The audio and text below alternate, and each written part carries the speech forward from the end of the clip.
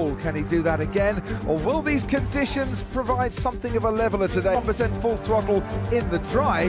We're not going to get near the lap record today. It's very slippy out on the track. 14 turns though, 6 to the left. And conditions. But if the Mercedes is benign on its tyres in a heavy-going hot race, it certainly appears to be it's giving peak grip, unless of course it just doesn't rain at all in the next hour and it will just get faster and faster and faster. Then you need to be one of the last few drivers over the line at the end of each session. I rather get the feeling the team's already trouble for Zhou Guanyu and almost trouble there for Fernando Alonso, getting all sorts of out of shape coming out of the hairpin. Yeah, those little kinks that you just completely ignore, don't even notice in the dry, suddenly become an area allowed to rejoin unless you can fire it up yourself and come out of there. Can they pull it back into that service road, or will they have to red flag the session? Well, that's where he's managed to find a safe place to park, but for the time being. Well, if it rains heavily, they might be pretty pleased with those laps, but... It's a very good point. If the Williams team are right, and there's rain arriving towards the end of Q1, oh, has he got going? He has. We've red flagged the session. You start cadence braking.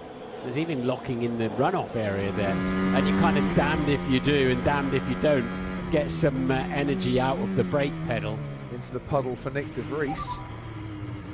I mean, let's not face it, Zhou Guanyu has been struggling all weekend. Certainly compared to his teammate Valtteri Bottas, who's been on it, Zhou has been struggling, so he might not have expected to get out of this session as it was anyway. Crofty, you know where the rain is coming from? A very... His name. Green lights once again then. Let's get going with more qualifying. And we know the Red Bull fires its tyres up well, but you want to be at the front of the queue if you can, because then you don't get caught up in other drivers' errors in braking, in the braking zone. Sargent reporting that it's raining at turn 2, which wasn't necessarily where the rain was coming from. This being turned into its fullest ability. Always bumpy under that bridge into this chicane. And each of these corners just eases, just opens up slightly so you can get on the throttle earlier than you think. Must brake in a straight line here. There in these conditions currently, with Alex Albon now going second fastest.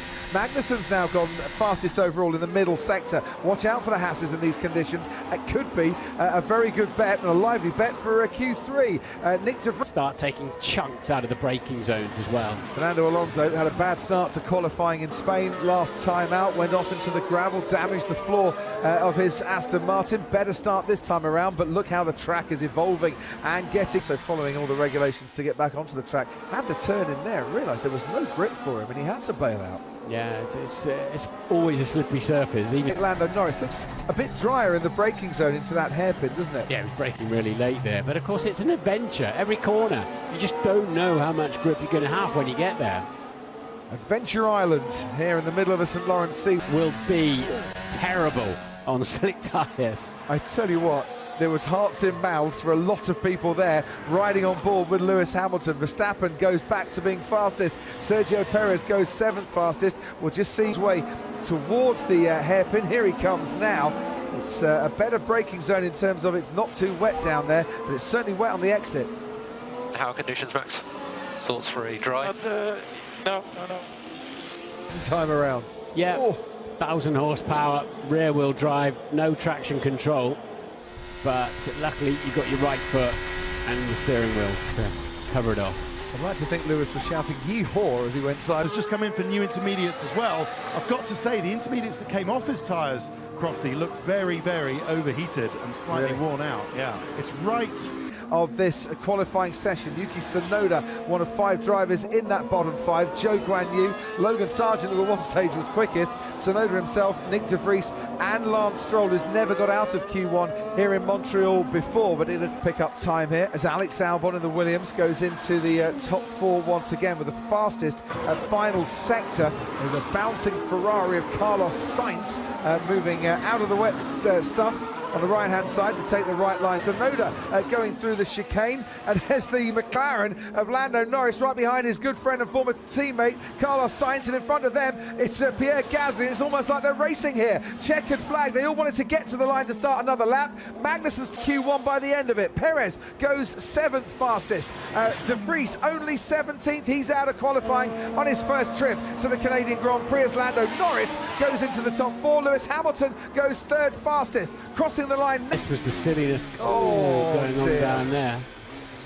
Yeah, as they were lap, so badly prepared and so cluttered with space in terms of, you know, you've not prepared your brakes, you've not prepared your tyres, and given your driver a good clear vision there. But whatever. Pretty dry. When is the rain coming?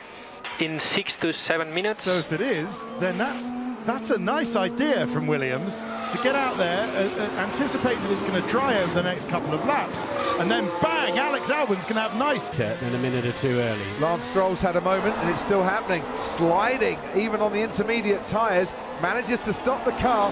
No damage there. Everyone's standing up to get a good view of the Aston Martin that's sliding towards 5 for Alex Albon. Doesn't put him into the top 10.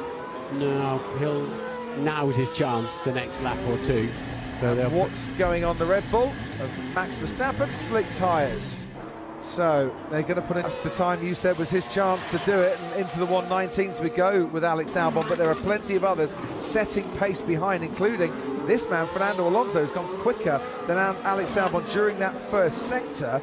But I think it was 3rd fastest while you were talking, Ted. Maybe some of that strategy experience of James Vowles, the new Williams team principal, has influenced the decision that they've taken today. Looking good for Williams at the moment as Stroll now goes against with his best time. Soft and soft for Verstappen and Sainz. Hamilton's come back into the pits. Piastri, Leclerc, Ocon and Perez on the soft. Stroll on the inters, but not out of that bottom 5. And Perez's first sector was so-so. So he needs minutes, but this is going to be very, very tight. It's showing initially there, Lewis on intermediates. He is on soft, slick tyres. And Perez has gone out on new intermediates, apparently. Which seems a very... Yep, and they're pulling him up for that. I don't think I'll get a good penalty for that, but you've got to take the correct route if you run deep into the braking zones. But again, you know, it does look like slick tyres are still accepted. As pitted, Leclerc's pitted. And now he's going to lose that time as well.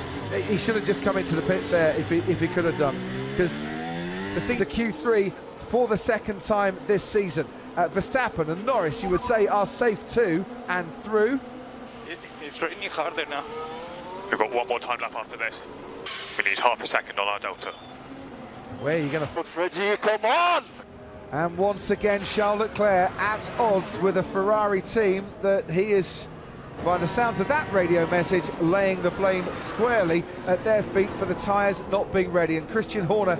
And fuel it for the whole session, the whole 10 minutes. Keep going, and let's see what you do. You've got to be on track, and it looks like they're already mostly lined up down. Thor had the best chance of fighting Verstappen, maybe in dry conditions, it must be said. So it does... Okay, Nico, so the conditions are, it's raining, it's just getting worse and worse. Yeah. Out there first might just be the secret to getting on pole position here, because Verstappen is out there first, and behind him, well, they're all going to be struggling a bit if the rain is getting heavier, and that does look like it. Well, Oscar Piastri's had a moment just out of turn 7. Verstappen crosses the line, goes faster still, 1:25.8, looking for successive poles here in Montreal, and Piastri has hit the barrier and has gone in quite... It started to get away from him, and he didn't really ever quite calm it down enough. He didn't get it back under control, tried to just force his way through it, gave it a boot full of throttle. The rain is getting heavier, and this might be the grid, and I tell you who is going to be most disadvantaged by that spin and lazy sort of boff backwards in. And his 5th pole position of 2023. Yeah, there's almost no point in risking your car out there at the moment. There's not a grip. I think if you Max Verstappen 3, and then Charles Leclerc and Sergio Perez coming from outside the top 10 to give us a story or two as well. This is Carlos Sainz going past where he crashed in FP3 and going on to the a place because of this man who's got to go and see the stewards, Carlos Sainz, and what looked like a fairly obvious penalty coming his way. And of course, endless